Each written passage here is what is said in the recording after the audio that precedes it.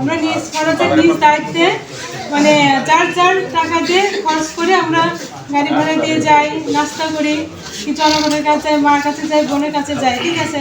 হয়তো কোনো মার বাড়িতে গেলাম, যাই সালাম দিলাম, কথা বললাম, দেখা যায় একটা জায়গাতে 10 মিনিট আধা ঘন্টা বসা লাগে। তখন দেখা যায় আমি এরকম কাজ করি, সত্যি কথা যেটা।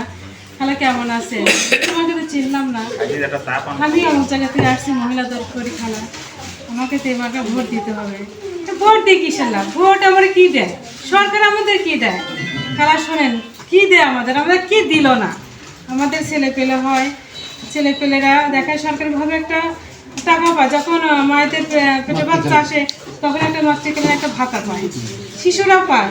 আবার শিশুরা যে স্কুলে পড়ে, যেন সরকারি খরচে পড়ায় না, এটা সরকার আমাদের দেয় না, অবশ্যই আমাদের সরকার দেয়, তাই না? এটা আমরা সরকারকে পাই না। আর আমরা আমরা নিজের টাকাতে রাস্তা করি, আমরা সরকারি করে দেয়, সরকারের রাস্তা আমরা হাঁটি।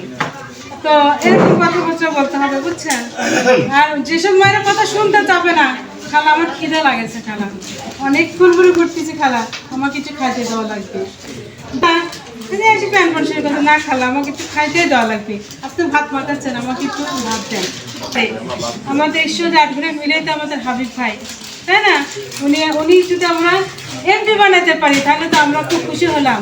আমাদের ভালো হবে না যে 17-18 বছর আমরা নির্যাতন সহ্য করছি, আমাদের বাপ ঘুমাইতে পারে নাই, অসুস্থ মানুষ, স্বামী বের হই, এরকমভাবেই আমাদের কাজ করতে হবে, সবার পাশে মিশতে হবে, ভোট চাইতে হবে। এখন থেকে আমরা কেউ বসে থাকবো না।